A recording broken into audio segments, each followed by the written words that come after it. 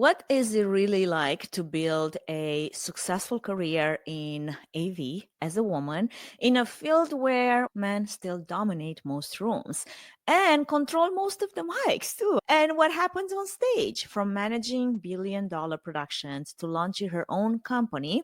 Today's guest is here to share the real talk on representation, resilience, and rewriting the rules for the next generation of women in live events and technology. So whether you're already in the AV trenches, you're thinking of pivoting into it, or just curious about what it takes to lead with courage and clarity, we've got a powerful episode ahead. So stay tuned.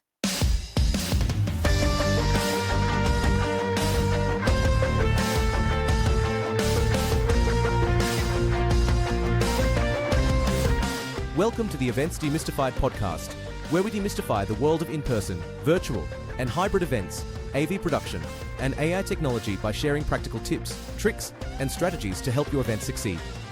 This podcast is brought to you by Trifan Events, a woman-owned boutique event production agency that caters to event professionals, small business owners, and entrepreneurs. We specialize in AV and AI education, integration, automation, and implementation, all based on our Fit for Events framework, which focuses on futuristic AV production, innovative AI technology, thriving audiences, and empowering behind-the-scenes teams. And I'm your host, Anca Platon Trifan, with over 2 decades of hands-on experience in event production, event management, and now AI technologies and cybersecurity. Welcome back, friends, to another episode of the Events Demystified Podcast. I'm your host, Anca Platon Trifan, and I am beyond honored to be joined today by someone whose story mirrors so much of what I've lived through the production industry over the 20 years of being around. Claudine C. Pellington is an AV veteran, show caller, show director, and founder of CCP Audiovisual. With over 2 decades of experience, she's carved her way into leadership in a male-dominated space through relentless determination, hard-earned skills, and a whole lot of heart. I can't wait to have this conversation with Claudine, and without further ado, let's welcome her to the stage.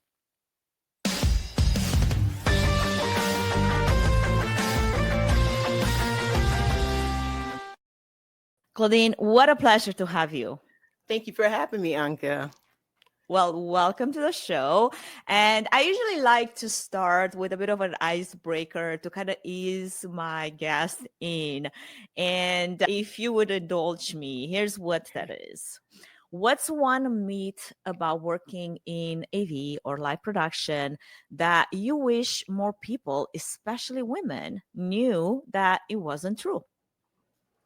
Oh boy, they put me on the spot here at this one. Had a lot of things going, but then it's like, which one do I choose? That is not true. It's a You can choose catch-22. more. You can choose 3. I don't know. Whatever comes to mind. So I know it's a male-dominant industry, but some women think like they can't get into it because of that. But it's like, yes, you can. They just feel like that's something that women can't break into and learn and grow. But it's like you definitely can. I do feel like it may be a little bit challenging at times, but as long as you show heart, great work ethics, and dive right on in and have thick skin, you'll definitely make it through. So yes, can do it too. Absolutely. One that came to mind, especially when I first started, I kind of had this thing in my mind, and actually was told to me by other big dudes in the industry, is that if you're a small female, you wouldn't make it because you have to lift heavy, you have to push and shove heavy. And I'm 5'2", 120 pounds. Actually, I was way lighter when I first started, but right now I'm a whole much of muscle at 120. Oh, I've So, seen you. You got the so guns. this idea that if I'm not a larger person and I wouldn't be able to make it, let me tell you, if I can deadlift 300 pounds, I sure can push some heavy cases up and down a loading dock. So there's that kind of like idea that, oh, you have to be big. You don't have to be a large person. You don't have to have that kind of strength. You can still be part of the industry. And sometimes maybe you need to leverage some of the team that you work with, right? Asking for help is okay. Yes, indeed. No, I definitely hear you on that. All right. So honestly, we've both been in the industry for quite a bit of time. And Yes. I've also heard it so many times where it's kind of being said behind closed doors or not. AV is too technical, or like I said, too physical for women. Yet Hmm. here we are, driving, calling the shots, literally, and lifting each other up in this process. And I would love to hear your story. I would love to hear how you got started and what kept you in this industry all this time. Would you give us a bit of behind the scenes of your journey into AV production? So what got me into audiovisual was actually through music. In middle school, high school, I was very heavily involved in band. So apparently my cool card is going out the window. I was a band geek in school. So marching band, concert band, symphonic band, all county, all star. I was all about band.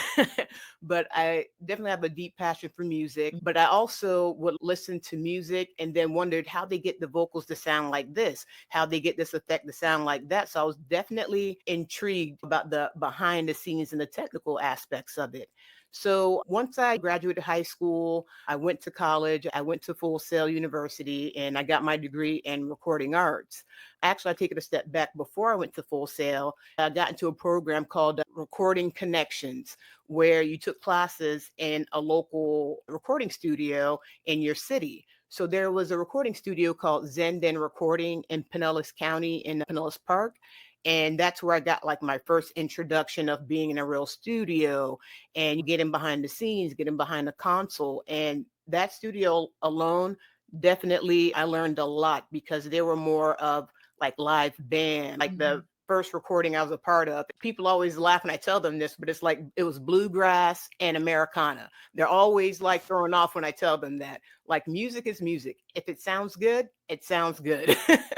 That's it. So I got involved that way and I completed the program and passed and everything, but I still felt like I didn't learn as much as I should. So then that's when, fast forward, I went to Full Sail in 2004 and graduated in 2005 with my associate of science degree in recording arts. So even while in school, I would work with other folks, still do some production work, some engineering as well, and just networking. Networking is definitely key. So I then graduated, then I started freelancing at a recording studio. And there is when I met someone on the video production side who introduced me to audiovisual. So when they told me about it, not to sound like I'm on the short bus or anything, but I was like, I knew about it, but I didn't know about it, if that makes sense. So Yeah. I didn't really hear a whole lot about it because obviously I see shows and concerts and stuff like that on TV, but I didn't really know a whole lot about it. So once that door was open, I started like doing like stagehand work. I literally started from the bottom doing stagehand work, wrapping cables. That's where you need to start. Learn Yep. how to wrap the cables. You have to learn how to wrap a proper cable. Exactly. No knots. When you toss it out, no knots, no knots. Up and over. Remember when Yeah. you're learning? Like telling you, like even Yes. now, when I see someone like Yes. wrapping the cables and you go like this, I'm about Oh, to slap them. my soul hurts my spirit. I just can't when I see that. But then when I do see somebody do that, I'm like, time out. Let me show you real quick. It's a learning moment. We're going to learn. So definitely started from the bottom and then worked my way up, just freelancing on the side. Because at the time, I just finished college and I'm Caribbean. So stereotypical, you hear, oh, Jamaicans have tree job man. Like I literally had tree job man. I literally had three jobs. Just by the grace of God, I was still able to function. But it's like those student loans do not Yeah. wait. So I've always been that way. Have to handle my business, do what I have to do. If I have to get a second job, third job, it is what it is for the time being. Because I know things are going to pan out better for me later. So it wasn't until 2008 where I got in with the bigger AV company and I started out in the QC department. And that was like the great spot to start in because my background is audio. So now we actually checked and QC'd and inspected gear and would do like minor repairs. I was never like a bench tech or anything like that, but minor repairs we would do. but I'm getting my hands on the audio gear, touching cameras, projectors, video switchers, stuff I've never really had my hands on before. So I started learning and growing. And the people that I worked with were great video engineers, audio engineers. And if I had a question, they didn't mind, like, hey, let's schedule something out later on this week, or when I return from my show, we can spend a little time, get these pieces of gear out, and then I can show you how it works and signal flow and everything like that. So I definitely learned a lot. Then I moved my way up to lead QC. Then I ended up taking over, unfortunately, my supervisor's job with all of his responsibilities. So they had me doing that. And then I started working in exhibits, and then that got me exposed to more being out on the show floor, of course, doing exhibits for trade shows, things of that nature. And it just learning, because I wanted to learn more and grow. My intentions were never to stay working in the warehouse. It was just to learn from that standpoint and get my foot in the door. So it wasn't until about, I think, like the ending of 2010 is where I ended up moving to Tampa. And then I worked in-house for a while. So I was the operations manager for AVI SPL that was in-house at the Tampa Convention Center. And then there is where I definitely learned even more, PMing the general session, taking care of rigging, doing exhibitor orders, cross-running gear, things of that nature, booking the labor, scheduling gear when you need to come in. So just doing all of the management side of thing, and then managing people as well, which benefited to a lot of things that I do today with my own business and freelancing. I love that. I don't know, Claudine, how did we not get to know each other earlier? Because I swear to God, it's like we have sister stories. Like everything you just said, it's like you're talking about my life, Claudine. Why are you living my life right now? Aside from the fact that when I first started, actually, what got me into AV was radio. Back in high school and college, I worked in radio. And while everybody was like, oh my gosh, you work in radio, so awesome. Like literally, I fell in love with this audio mixer. I think it was like a 1402 Mackie. And to me, that was more exciting than being on the mic or having a show and whatnot, right? Even though my parents still get letters from fans. Another life, another story. But the same way like you, when I first actually got into this industry, I came through the way of sound recording. I moved to US and I knew I wanted to start. And I'm like, where do you start? It's not a clear path for a lot of people, for a lot of women. I feel like to be, okay, what are some options that I have? Now I would say, go and volunteer at a house of worship. They always need volunteers. You learn so much when you're running large productions, especially at larger houses of worship, or go and intern at a production house. I didn't know any of that. So I'm like, well, here's a program. I'm going to do the recording program. I'm going to do the lighting design program. I'm going to do all of this. And this was down in California, while I'm going to try to get my foot in the door.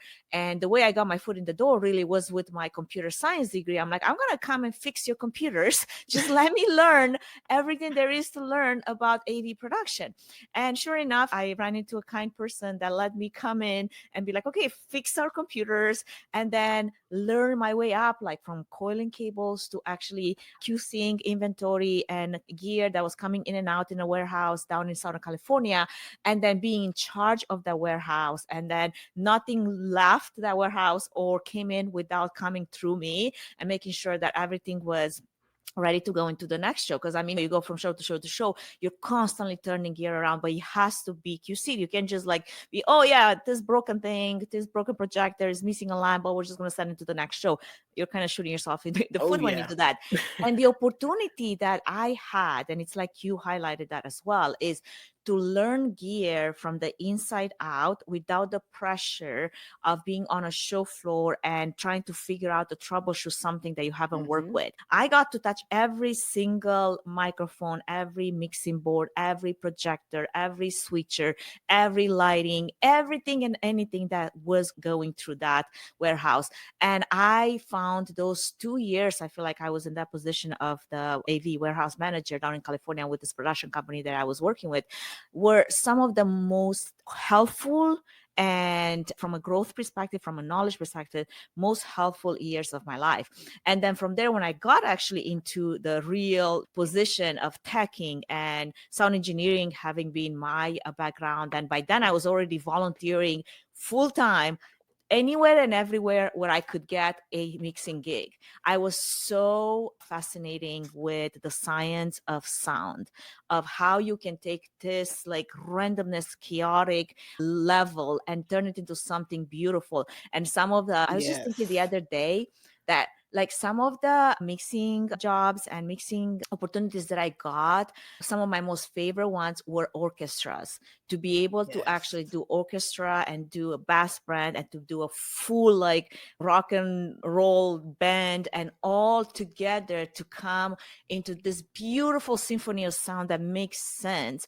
And from a sound engineer point of view, you're thinking nowadays it's all about like stacking gear on top of gear and plugins on top of plugins to make the sound beautiful. I think when you actually are able to work on your craft, on your skill set, and you can do it no matter what racks you have or what plugins you have or what mixing board you have, and you're still able to deliver that quality even if you're going from show to show to show, from one gear list to another gear list.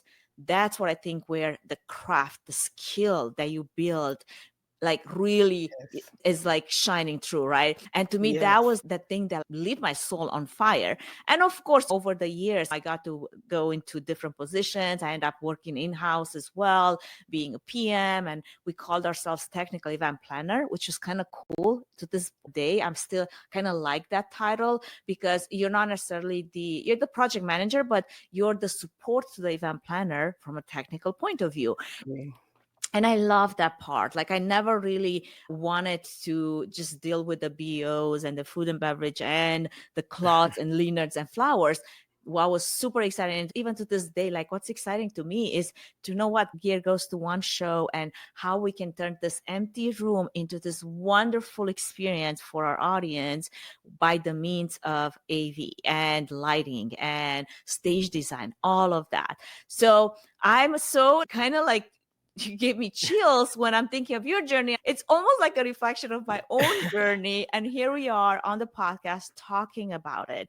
So here's a question I have for you, Pauline. Was there Yeah. a moment early on or sometimes in your journey when you just knew without a shadow of a doubt that you found your calling, and you didn't necessarily had necessarily the how, like you put your finger on it to know what that path was going to look like, but you knew this is where you're going to be and this is where you're going to spend the rest of your working years in?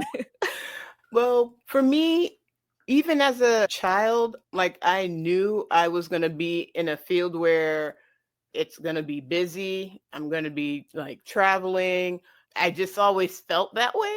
So it's like I kind of prepared myself for it because, especially with a lot of traveling, some people they just can't handle it. But me, it's fine. I mean, of course, you have to try to squeeze time in to get a little rest and everything. But I just knew and just felt like I was going to be in a field where it was going to be something with production or music or something like that, because those are the things that I enjoy. So I knew it was going to be an easy road, and especially finishing college and then student loans and everything you do, I always pray about it first and then do what I need to do in the physical realm to help myself as well to get where I need to go. I'm a firm believer in let me bust my butt now and do all that I can instead of just hoping and waiting and wishing and then the opportunity never happens. So I'm not like that. Let me put all the work in now and get going and do what I have to do to make it happen. It will eventually happen. I know it will. So for me, it's like, let's get to it. Let's do the work. Let's do the work. I Yes. love it. I think that type of resilience, it's something that I don't know. I feel like it's hard to come about these days. I grew up the same way, right? Like when I wanted to change my future and my destiny from what it was predicted to be, I Mhm. took matters into my own hand. I worked my ass off. I made enough money to be able to buy a one-way ticket to the country of possibilities. Yep. Because I knew there was no way I was going to live the life that I was hoping to live, which was production, AV, technical, where I was. And like you said, you put one foot in front of the other. And even if you don't have the whole path, like the whole journey mapped out, you know that if you keep going and you keep showing up and you're resilient and you're consistent and you put in the work, it will eventually happen. It's not easy. And sometimes people, they hope to see the whole picture, right? They want to see the whole picture in order to go in one direction. And it's not like that. Like life is not like that. And it's something that I'm trying to teach my kids. Like, how do you teach someone resilience? They're so spoiled on so many different levels. And the reason why I came to US to have spoiled kids. However, now I'm thinking, okay, how do we go back a little bit and teach them how to work hard for what they want, not just expect everything to be given to them in an industry that, as much as we talk about it, there's still a lot of things that need to be changing, right? Yes. We definitely made a lot of strides. I mean, I remember when I first gotten into AV production, I was the only woman on every other show, like every show, not every other show, every show. I think for about 10 years, I don't see another female anywhere. It was just me. It was like me and the guys. And they were my friends. They were my brothers that I didn't have. And it was great. But I think we've come a long way since then. And now you see more women, more females showing up in different positions, not just in PM roles, but also in technical roles, lead engineer, lead video engineer, lighting designer, camera operators, whatever, you name it. And I think there's hope for our industry to move in that direction, to be more diverse, not just from a gender point of view, but from color and everything else. I'm wondering if, as you journey through this industry as well, that it's largely still male dominated. What was your experience, your personal experience navigating this space as a woman of color?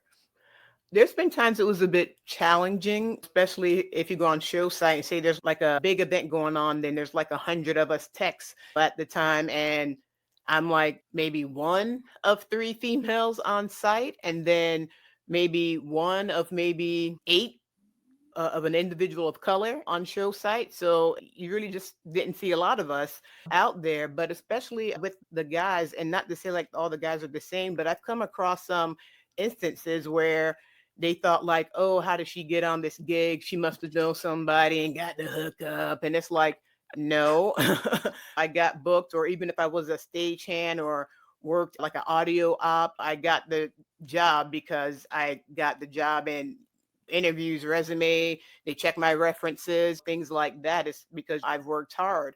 Or it's kind of like darned if you do and darned if you don't, because with some of the guys, say if we're unloading a truck and say I were to stand off to the side, like, oh, she can't get into the truck. Oh, hey, we're going to treat you like an equal. You need to come up in this truck, which was never an issue with me. But then there are plenty of times, or were plenty of times, where I've gotten to the truck and it's me and the truck driver unloading a 52-foot trailer, and the guys are standing on the dock, right? And I can hear them say, oh, look at her, she's trying to show what's up. I'm like, bro, Exactly. It's with like, the bro. if I don't do it, why do I not do it? But if I do it, why do I do it? Like, come on. Yeah, so I had to hit him with the bros. Like, bro, instead of complaining about it, how about you come in the truck with us so we can unload it? So if there's a few more of you guys in here to, of course, safely unload everything, we can get this done faster. And then for me, it's like, okay, it's going to be a long day. So I'm counting this as my workout. So let's get it in and unload this baby and push the gear where we need to push it in. But I've run into situations like that. I'm never a stranger to physical labor. Even before I got into AV, jobs I've had in high school, I did a lot of manufacturing jobs where it was predominantly men, and lifting heavy stuff, driving forklifts, cherry picker, stuff like that when I was younger. So I'm not afraid or a stranger to hard labor. Like, that's not a problem for me. I just consider that as a workout. So I never have a problem getting in where I fit in. But it just amazed me when I would just go in the truck and I'm there with the truck driver, and then their guys are just standing there watching, having all this commentary. Oh, she's trying to show us up. But it's like, look where I am in the truck. You're on the dock. Like, come on. Yeah, I feel like I remember like many instances like that where I feel like not that I had to prove myself, but I kind of had to prove myself again Mm-hmm. and again, either for the position that I was there. And in most cases, I would have filled either an A1 or a video position, a video engineer or some kind of graphics up or a show caller. And like, especially working on large events like that, one comes to mind. We were in San Francisco, I think Marconi Center there, and we had Mm-hmm. 3 different levels of events, breakout rooms, and general sessions happening over all these 3 different levels. And I was in charge of one of the levels, and I had about 300 freelancers that were I was working with, and we had to load in the trucks, first separate the gear, make sure that goes Of on course. level 1, level 2, level 3, because you have all those breakouts and all those the general session here, and you make sure that the gear's separated where it needs to go, so it's easier to push where it has to be pushed. And then you have this. I think it's harder when you work with a range of freelancers that it's not necessarily your team. Like if you work with a team that you've worked with before, that's not necessarily a question anymore. Like you've already proven yourself. They know what you're up to. They know what you can do. And there's no questions of authority of, oh, you're telling us what to do now. But here we are on this brand new venue with new people. And I'm in charge of this. And I'm like this small, petite woman that I'm kind of like routing where everything needs to go, who needs to push this, who needs to go there, and separating different crews for different rooms. And this is like older gentleman was like, well, who are you to tell us what to do? Blah, blah, blah, blah. I'm like, who are Oh you, yeah. first Oh off, not yeah. to listen what you've been told, because you're here last I checked on my time, on my paycheck to load in for this event, right? And it's funny to see how there's some of that creeping in of the level of authority. Like, you are a female, you're not telling me what to do. I know what to do. Oh, no, I'm going to set it up this way. No, you're not going to set it up this way. You're going to set it up based on this diagram, based on this run of show, and you're going Yes. to put it exactly how we want it, because everything has to be like cookie cutter. Like if we're going to have 300 Yes. breakout rooms, I don't want to go and reroute the front of house because you decided to route it this way. Like there is a process to the madness in order to make this work, right?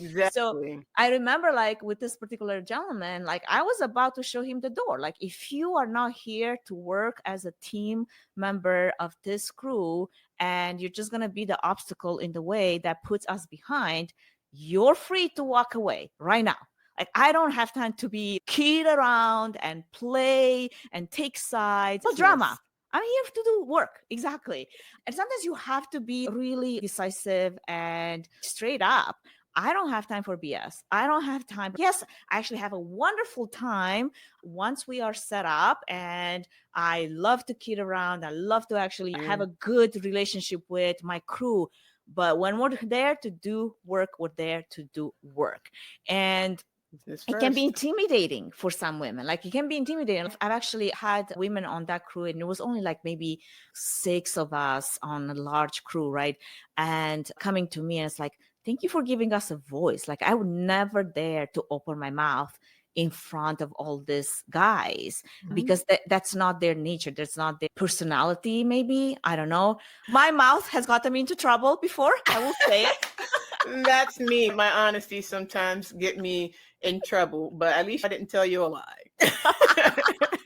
True. But I think this idea of belonging, this is something that I struggled with, especially in the early years of my career, feeling like I belonged, even though I didn't look like anyone around me, and making sure that I belong because of my skill set and because I have passion for this industry and because I would rather be here than anywhere else.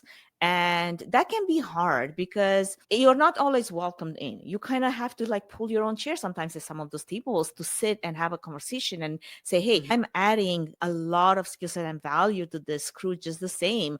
And I deserve to be here as much as you do. Sometimes actually even more than you do because I have actually no more and I have more experience, but whatever, you know what I mean? And that's something that's not always talked about. I think it's being in overhearing conversations, and it's happened to me so many times. We're on a call and you hear like different things that different guys say and behind your back, sometimes to your face. It's not an easy space to navigate and to have seniority. You've been around now for 20 years. did you feel like you faced challenges where you had to prove your qualifications, or where you were talked down, or you were over? Like, I remember I was at a tech table, I was actually the TD, and here comes a client that I haven't worked with before. It was like a client to the client. And the first person they go and talk to for a change order is not me, is the first guy that they see. And the guy is like, actually, I'm not in charge of this thing. She is. And you can see that reset. I was like, oh, wait a second. What? Okay. Let me get my mind I've like been wrapped around there. this. Right? Little things like that, that I feel like when you have to relive them again and again and again, that can wear you down. It's a little annoying sometimes. I've definitely been there with the points you've just hit right there, where you've had guys just tell you, no, this is how we're going to do things. And it's like, no, that's not how it's going to work. We have set plans. This is what we're going to do, and this is how we're going to do it. We're not going to have anybody come here and remix it. Like, no. Yeah. We have plans, and we're going to go according to what we have here, unless there's something that happened and we cannot. So we have to have our plan B, which we'll usually have in place. Then we'll go to plan B. But plan A, that's what we're going to go by. So Yeah. I definitely hear you big time when you've gone through that experience, because unfortunately, I've gone through the same. And other females I know, or other women in the industry, again, we kind of have the similar stories. Yeah, it's interesting, especially when you seek community and you start having those conversations, realizing that actually I'm not the only one that's lived through this. But it was so interesting because one time I was sharing like some kind of an instance of that with another guy that was on the crew, and his reply was like, that never happened to me. And I'm like, really, dude? First off, you're a guy.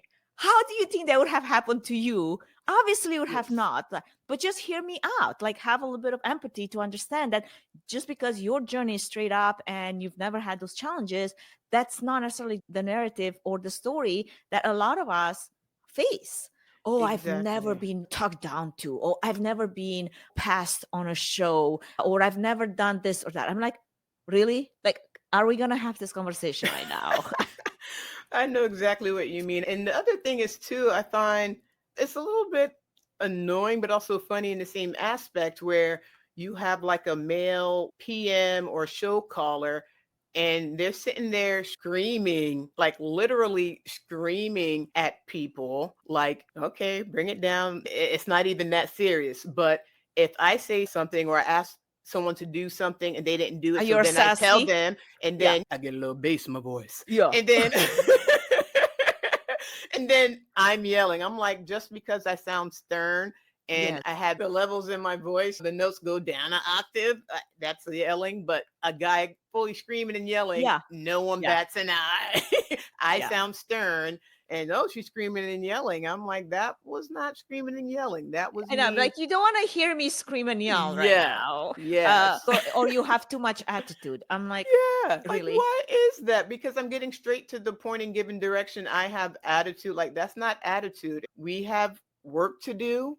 We have rules to abide by, and everyone in their respective area, audio, video, lighting, like everybody has their direction of what they need to do in their areas. So it just amazes me, like, just the difference, and it still happens. So it's Yeah. like, I'm mean because I'm stern. Then okay, then call me mean. I'm handling business, and we want to make sure that we meet the client's expectations and let's exceed it if we're able to, but business is always first. Yeah. How do you handle conflicts, like that personality conflicts? I think the hardest conflicts on a show side have nothing to do with the event itself as much as it has to do with the personalities of those involved. How do you handle that? Have you had a thing that comes to mind? You're like, man, that was one that needed a lot of like glove handling, but we came up on the other side and it was okay. So the personalities, I mean, of course, everyone's personality is not the same. When I'm out on show site, again, business is always first, but I like to have fun if we're able to. Time and place for Right. everything. But I like to have fun while we're working, can joke Yeah. around a little bit, but let's multitask and handle business first. But then there's whether it's teammates or even the client where they come in and it's like, did somebody get hurt? Did somebody die or something like that? Did you not get your coffee? They just come in angry, upset. It almost seems like it's a sin to smile. So I'm going to always remain me. It's like if that's how you roll, then that's you. But I'm not going to let how you are affect how I am. You know what I mean? So I'm going to Yeah. still follow my orders, give out directions, and making sure everything is taken care of accordingly. And I'm going to still be me. Of course, every day can't be perfect. Life habits up and downs, but there's times where something happened personally, then people bring it to work. It's like you have to learn how to separate that as well, because if everybody started doing that, it's going to be Fight Club. So we can't have that. So if you need a moment, take yourself to the side, do a little hoosah, breathe in, breathe out, get a little water or something, get a little breather, and then try to reset yourself, come back in. We're here to do a job, and that's it. So let's try to be mindful, cordial, respectful to one another, and let's get the job done.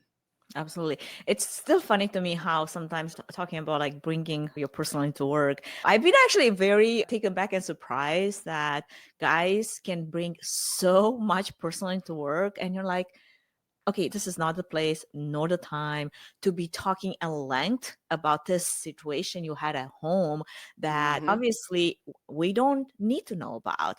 And I've always been kind of like very strict with what I share, especially on a show side. I Mhm. remember like I just had my baby and I was on a show side. And I mean, I had plenty to talk about how sleepless I was, how I'm like nursing a newborn and I need to go find place to like breastfeed and I mean to pump and all of this. I mean, there's a lot of things going on in my life right now, right?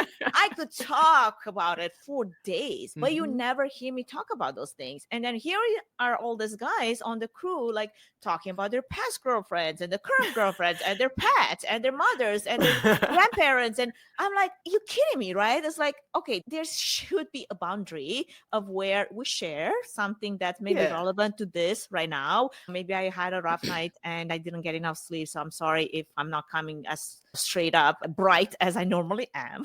But you know what I mean? It was always shocking to me to kind of like, I'm like, man, these guys like they like to talk. Like, And they say us women, we talk too much. right.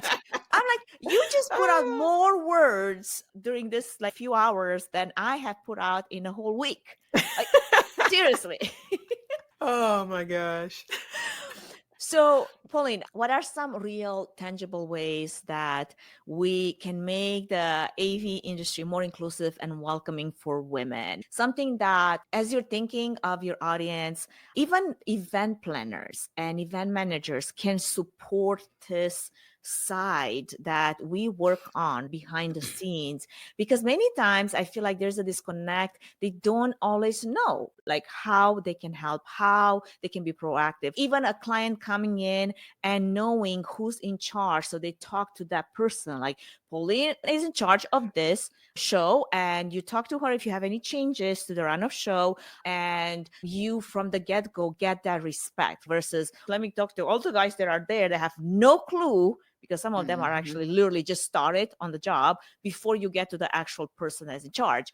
Any tips that can come to your mind that would be helpful to share? I mean, my first thing is always communication.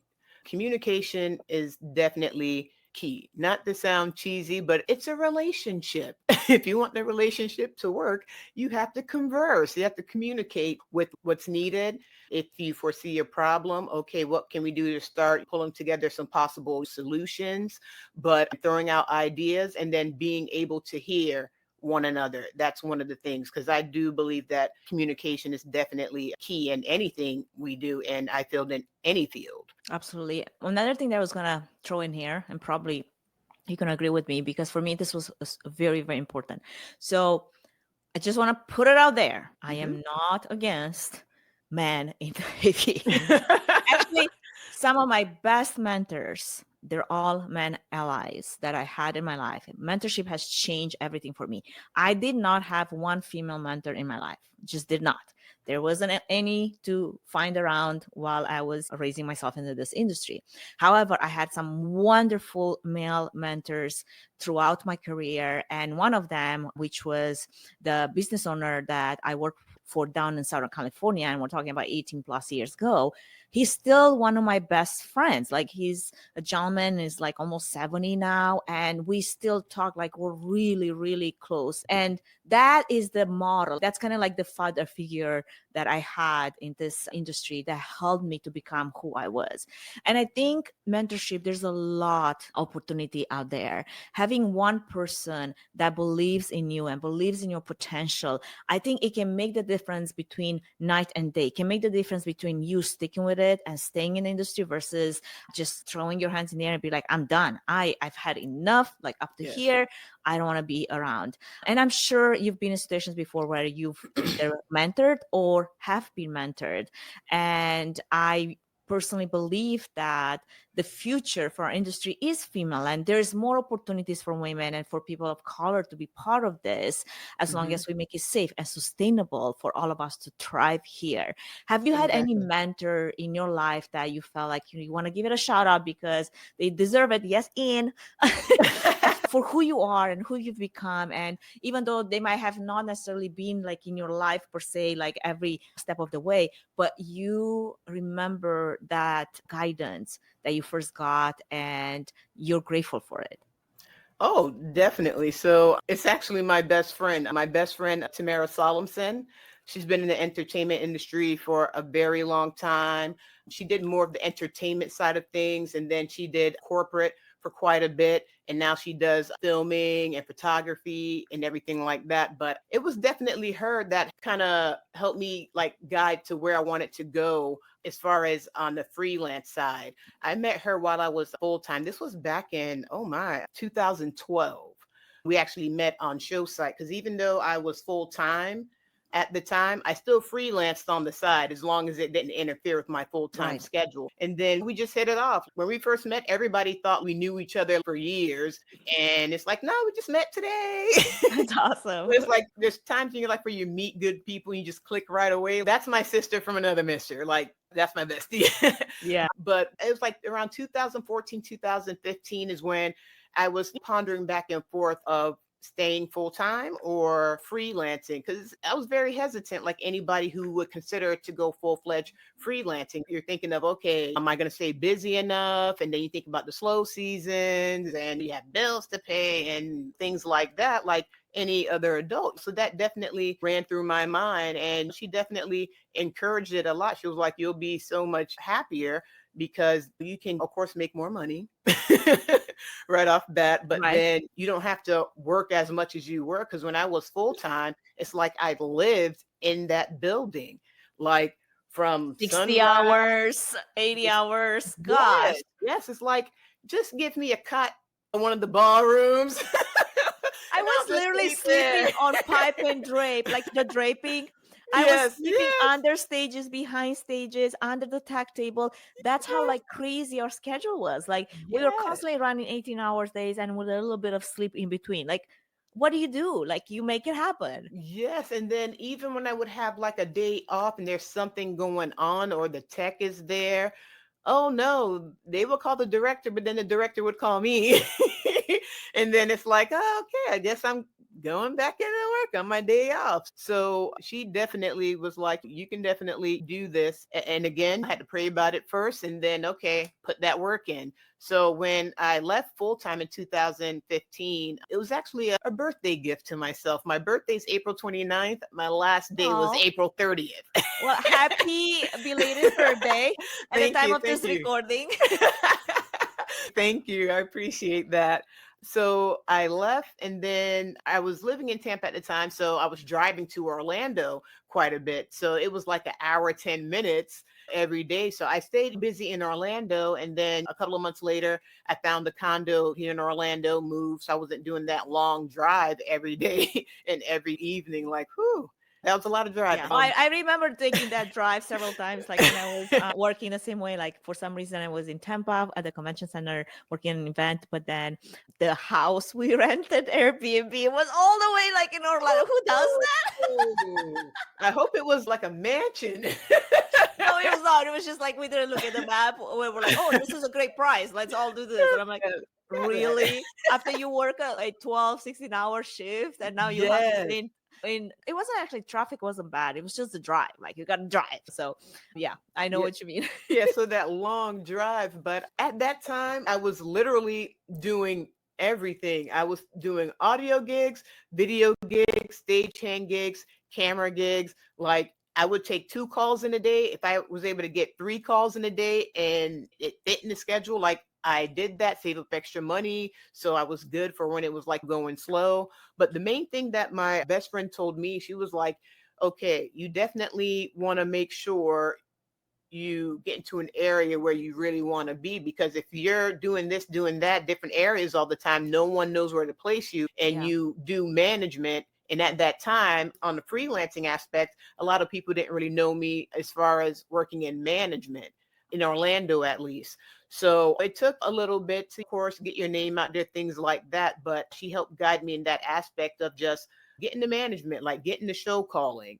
That way you're working more with the client. You're doing all your pre-production work, going over the technical cue sheet that you create based off their run of show and their script and everything like that. Because she was like, that's where you need to be, because when you're full-time, that's what you are doing. And if you definitely like that, she was like, you need to try to do more in that area. Because again, if you're doing audio, video, lighting, and no one really knows where you thrive.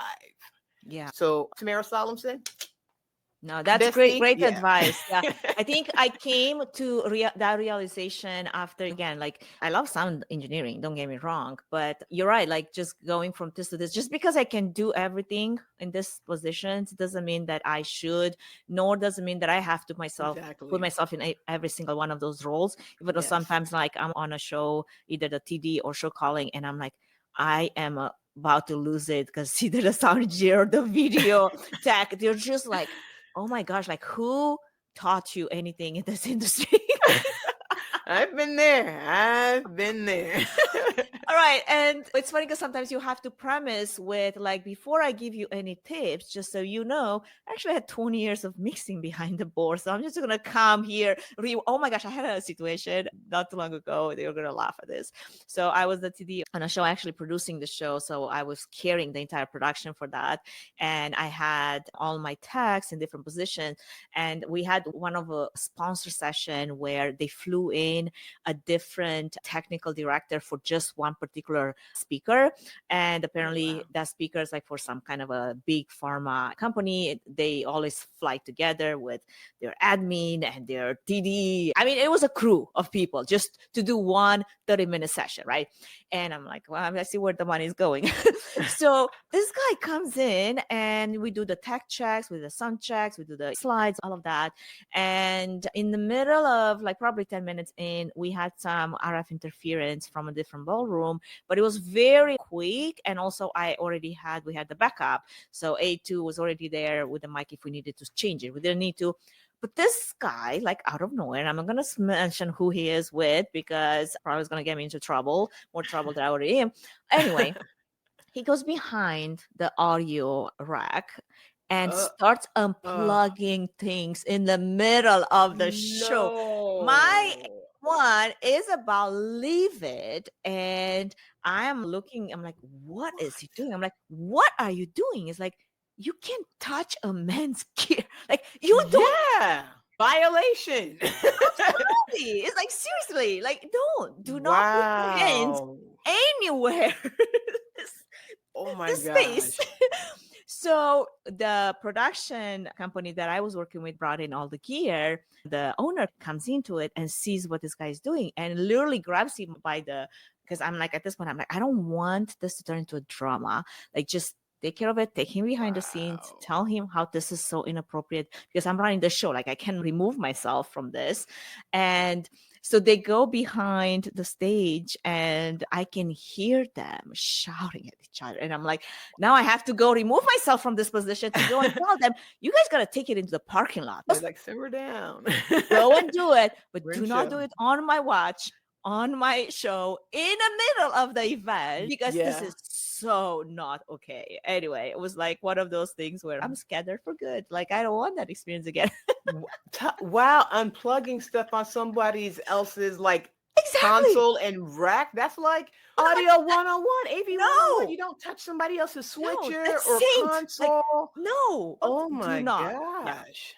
Anyway, so ever since then, I'm like, well, I know which agency I'm not going to work with anymore because this situation know what over you here. mean. Anyway, Mhm. so many different stories. I feel like we could go on and on. All Now, day. I want to touch a little bit on leading in AV as a woman, doing the job, also starting your own thing, as you said, like you went freelance, but then you started your own AV agency. I would say agency, right? Because I mean, you operated as an agency, you freelance.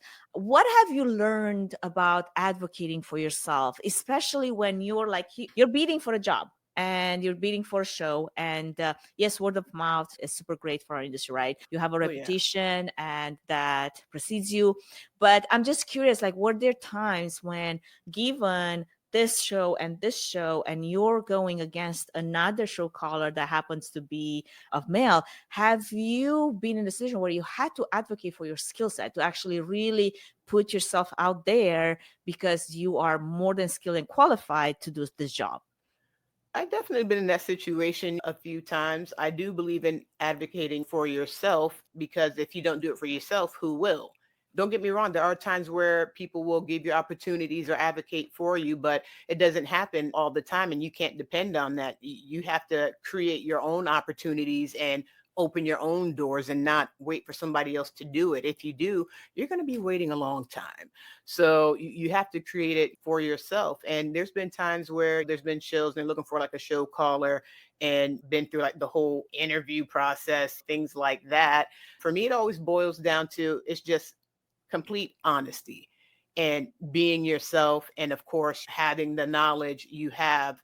And that's the reason why you're a show caller and been doing it for quite some time, is just having the experience in the knowledge. Because there's been times where I've heard, and even with my own ears, with certain people saying they've done this, this, and that, and no, they have not. And they just figured they just wing it on the job site. Like certain things you could probably wing it, but when it comes to certain positions, it's like you just cannot. So when companies, oh my gosh, I have a agencies, story about that. Like, this A1 literally sold themselves as like this big cheese, have done so many shows, and they were put in a position to mix this general session with a bunch of panelists and lav mics and different elements. And it all requires a really good understanding of the audio spectrum to be able to mix all those frequencies and be able to know what you listen to. They never touch a mixing board, a digital mixing board. So they get in a sit and they're looking at the board, and it wasn't even something complicated. I think it was some Allen and Heat. They're looking at the board and they're like, okay, so where do I start? And that's when we're like looking at each other.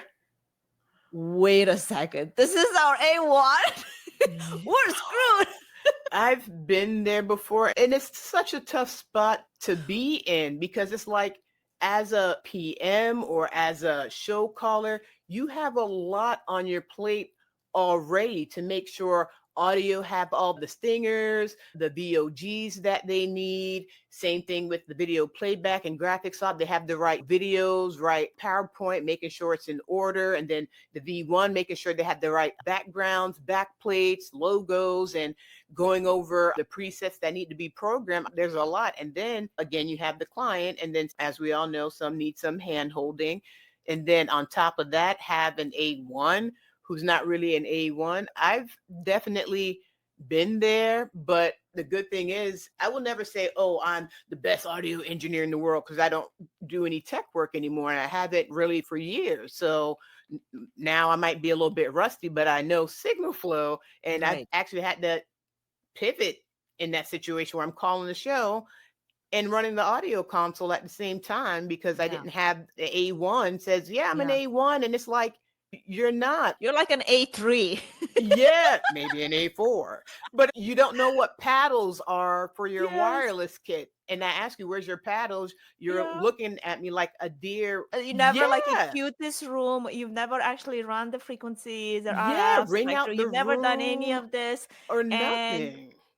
like, That's a tough spot to be in. But again, it's been in situations where it's like, okay, we have like 8 to 10 wireless kits, stuff like that. The most somebody's going to be on stage at the same time is maybe 4 or 5. So it's been a situation where I had to pull my multi-view down to the audio console. And it's like, all right, they're getting a 2 for 1. And I have yep. to do what I have to do because this isn't the client's fault Yeah. by any means. So I just want to make sure we handle business. I can get with the rest of the production team and whoever they've gone through to book labor. We can have that discussion later. I have my notes of what happened, the individual, the situation, but the show must go on. And I Right. can't let something like that stop a show. So we'll keep it moving and grooving, and the client won't even know like anything happened. And yeah, we had a great show. Thank you so much. And it's like, you're very welcome. I'm glad you had a great one. But in my mind, I'm like, oh my gosh, things like that. Then have a come to Jesus moment with the production team. Like, hey, this is what happened. I've had that within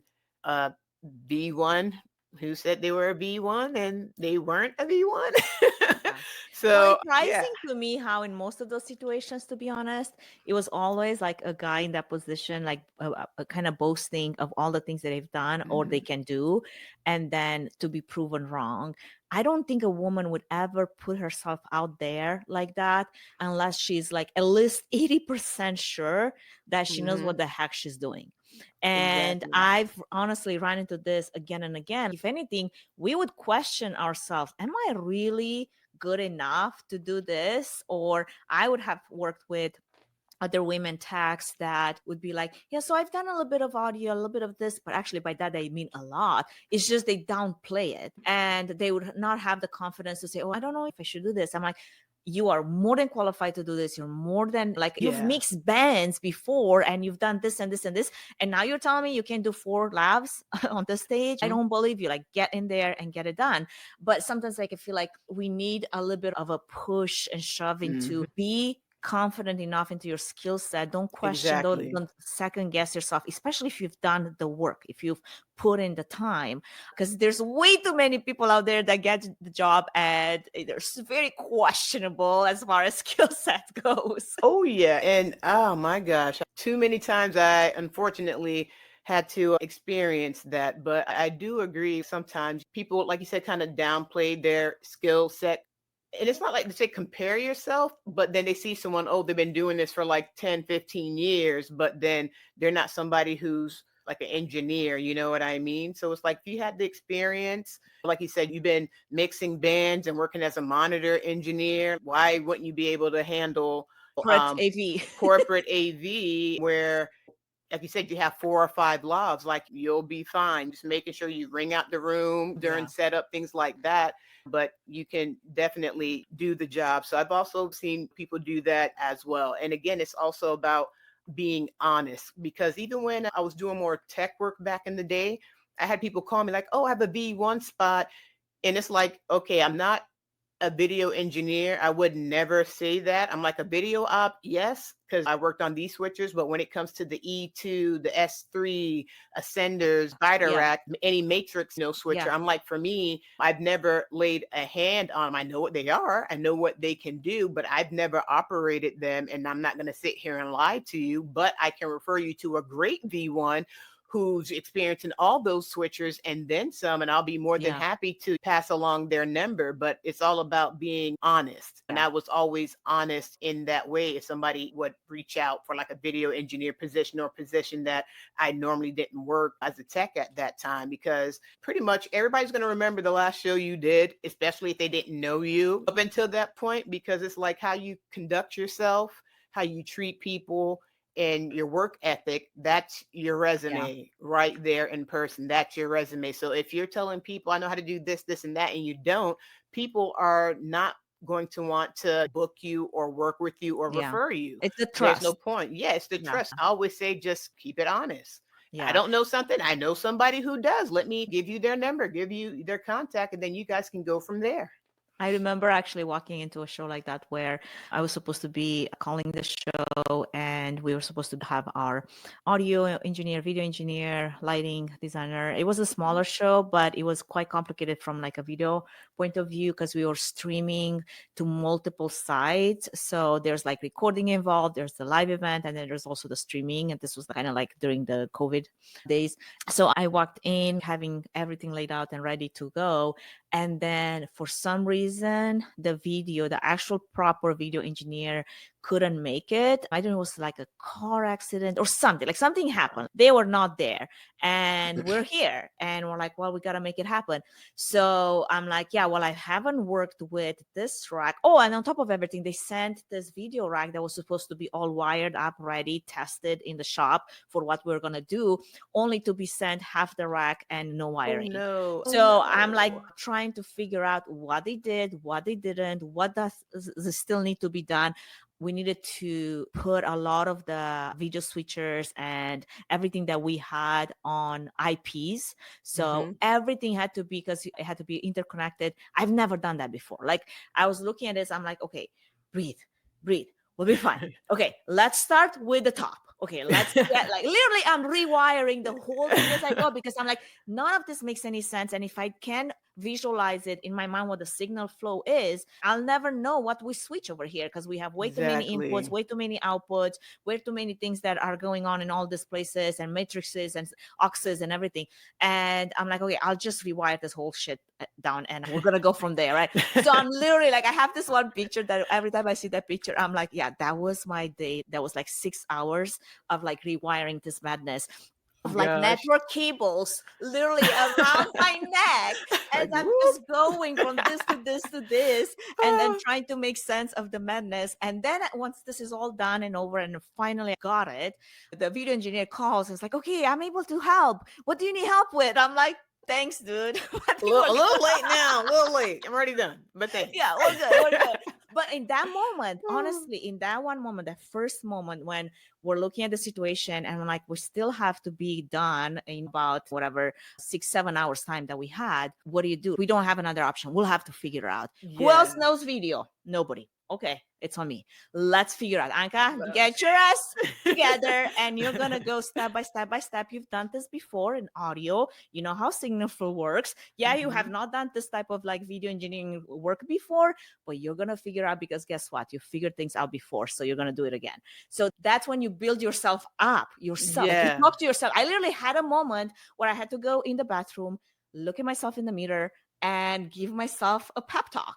I'm like, you either walk away and freak out and you're like literally shaking right now because this is a lot of pressure, or you slow down and you start thinking logically, what has to happen? What's a priority? What can we do with and what can we do without? And start working towards that.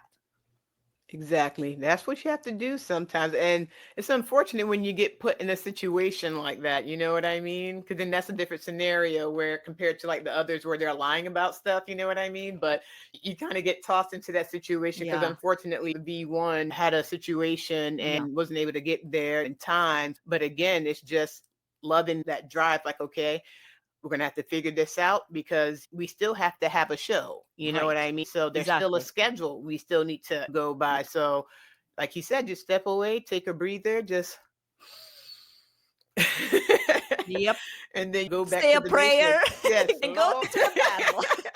Yes, put a prayer in, and then it's like, all right, going back to the basics of signal flow, and then figuring it out one piece at a time. And kudos to you for making it happen. Well, I'll just tell you, that was kind of like video engineering through baptizing through fire. And I needed it because I feel like once I did that once, then I never second guessed my ability, especially in the video world, because that was never really my true technical background or education, right? Like I haven't necessarily gone to school, I haven't apprentices. I figure out as I went. And obviously COVID was definitely a huge segment into what we needed to do to make happen, Oh and yeah. streaming and broadcasting and video signals, everything, and rates and all the things, right? Like, oh my gosh, this is a completely different world out here, but we're Oh going to make yeah. it happen. And having had that, going through that experience, I think it gave me the confidence that if I were to do that again, I knew where to start because I knew that I'm able to get to the bottom of it. Would I put myself into that situation willingly? Probably not. Like No, it doesn't feel good to be uncomfortable. Like it does not feel good, but you grow through those moments. yes. And there is so much growth that happens on the other side if you're brave enough to be able to take the leap into that, right? Because I could have also just thrown my hands in the air and be like, I don't do this. You guys, the client, figure it out. We're going to just wait and see what happens, right? But we were like against the time too, right? So Yeah. that speaks to, and after that, like the client never knew anything. We were just internally asked on the production side, figuring things out. And I was freelancing with this production company at the time, but then we did many, many shows after that because we kind of bonded over this incident. Trauma We just bonding. walked through fire. Yeah. But you learned a lot at that point, and it Yeah. also shows that with you also being a leader, you're jumping in to help to try to make it happen, not just like you said, just sitting there like, okay, call Yeah. somebody. It's like, even if you don't fully know, what can I do to help? You know what Yeah. I mean? So that's awesome. I love that. That's Absolutely. awesome. Well, this conversation could definitely go on and on because I feel like we have so many more stories to share, Claudine. What I would like to get to as we're coming towards a wrapping up is just look at the future of our industry and in light of the young women that are coming into the industry, maybe they're career switching or they want to break into AV production, but they aren't necessarily sure where to start or whether they'll make it or whether they'll be resilient enough to survive it, right? Or they'll be welcomed or not. If there's one piece of advice that you could give, what would that be? I would definitely say believe in yourself. I'm a firm believer in, if there's something that you want to do, definitely go for it. Do the research, do the homework, and see, okay, how do I get into this industry? I feel like it's more available now compared to 20 years ago, or a little over 20 years ago when I was in high school or in college, where there weren't a lot of schools for like recording arts or AV at the time. But now I feel like it's definitely a growing industry. It's always been there, but grown even more and have more exposure. So you can definitely find information out there, whether it be stuff online. There's places where they do training for video, like Evolve Media Group, if you wanted to learn more on the video side and learn switchers and get certifications, things like that. They have so many classes now that they offer. I think it's just so amazing. So it's definitely doing your research and then figuring out what area you want to get into. I do feel like you should learn a little bit, like an audio and a little bit video, but just pick a path, and lighting. So pick a path, whether it's audio, video, lighting, and then just start doing the groundwork from there and seeing who you can network with to see if there's like internships, or even starting out at an AV company in a warehouse, because that's how I started. And it added a lot of beneficial information for me and knowledge for me that also helped me grew into a better tech before I got into management. So believe in yourself, do the research, and understand that this industry is an industry where there's definitely going to be a lot of hard work. They're not conventional hours, not Monday through Friday, 9 to 5. There's been 10-hour days, 16-hour days. I think the longest day I ever worked was a 27-hour day straight. Yeah. Not saying that happens all the time. It was just a interesting situation, and business had to get taken care of. And I'm that kind of person. I'm not going to leave until it's done and fully like 100%. But just do your homework, knowledge, and then just pick your path and then go from there. Absolutely. There is one time that comes to mind from like a Las Vegas Convention Center where it was very, very long day into another day that at one point we didn't even know how many hours that have gone by it. But yeah, totally what you mean. If I were to add anything else to that, because all of that is so true and so good, good advice that you should take to heart, especially if you're considering either to get into the industry or pursuing a career. What I want to add is you are definitely needed. Don't question that.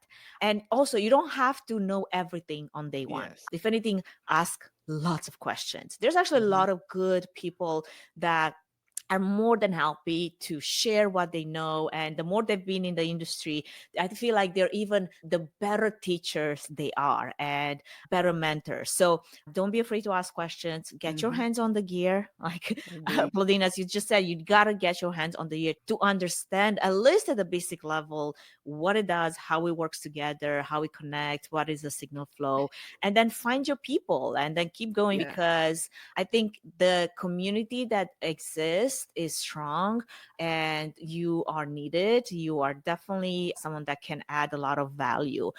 Now, one more question that came to mind, Claudine, that I want Yeah. to ask you. What does progress look like to you when you think gender equity, diversity, inclusion in AV? What gives you hope that maybe we're getting there? Like so many things come to mind, but I would say more like educational opportunities, more conversations. I feel like it's mainly those two things. And then not just holding somebody in one area, especially when you're seeing someone who want to spread their wings and fly and like grow, to let them do that and provide the tools that they need so you can help them get to that level. Because for me, I feel like it's beneficial to them as a person individually. And then if you're a company, it benefits you as well, because now you're able to move this person up to a higher position that they can also further educate someone, mentor someone, and help them learn and grow as well. So just conversations and providing more opportunity and providing more education, training that will help them to get there. Absolutely. Well, Claudine, thank you so much for your honesty, your vulnerability, your voice. For our listeners who want to connect with you, learn more about your work, or follow CCP Audiovisual, where can they find you? I'm on LinkedIn. Apparently, somebody said to me, ran into them on show site, like they looked familiar. And this happened a couple times. I was like, oh, you're Claudine from LinkedIn. I'm a fan. And for me, I'm like, what? So it just kind of threw me off guard because I mean, I don't expect to hear that, but networking is also a great source. So you can definitely find me on LinkedIn. You can also go to my website, ccpaudiovisual.com. You can also email me at info@ccpaudiovisual.com if you want to connect, network, or do some possible work together. You can reach out to me in those ways. I love it. It's funny because I'm 100% with you on that. LinkedIn is such a great source of networking, of relationship building, and Yeah. connections making. And also, think about, Claudine, we are two strong females in an industry that we've been around for 20 something years. Our name is kind of known out there. You have no idea how many times I run into, especially AV production companies or owners of AV production companies, and they're like, oh, I know you. I know you. I'm like, really? Where do you know me? I'm like, what do you know? Right. Yes. So not that like we're influencers, but let's be honest, like after you've been in the industry for a while, it comes with a bit of a responsibility that your Yeah. voice matters. You have something to say, you have some thought leadership, and you should use that appropriately and as needed. So I think there's definitely a lot of value in our journeys and sharing those journeys and encouraging the next generation to be coming into our industry with an open heart and the same passion that we have put into it for all this year. So I'm beyond excited that we got to do this. I know Yes. matching Same here. schedules has been Yeah. fun. Definitely. But thank No. you so much for showing us what's possible, especially when you lead with excellence, integrity, and heart. This has been such a wonderful conversation and kind of like the highlight of my day today. So thank Same you. here. No, thank you. Definitely appreciate it. Thank you. And thank you to all of our listeners for tuning into Events Demystified Podcast. If this conversation lit a fire in you or made you feel seen, please subscribe, leave a review, and share this episode with someone who needs to hear it. And until next time, stay bold, stay visible, and keep pushing for equity and excellence in our industry. See you next time. Bye-bye. Thank you for listening to the Events Demystified podcast. If you enjoyed this episode, please share it with other professionals like yourself. If you're interested in learning more about Trifan events, including our future AI education talks and workshops, or to see how we can support your next event, book a free 20-minute consultation through the link in the episode notes. Don't forget to subscribe to the podcast and follow us on YouTube, Spotify, and social media for updates on future episodes, industry insights, AI news and tips, and more. And if you have any topics you'd like us to cover, feel free to reach out.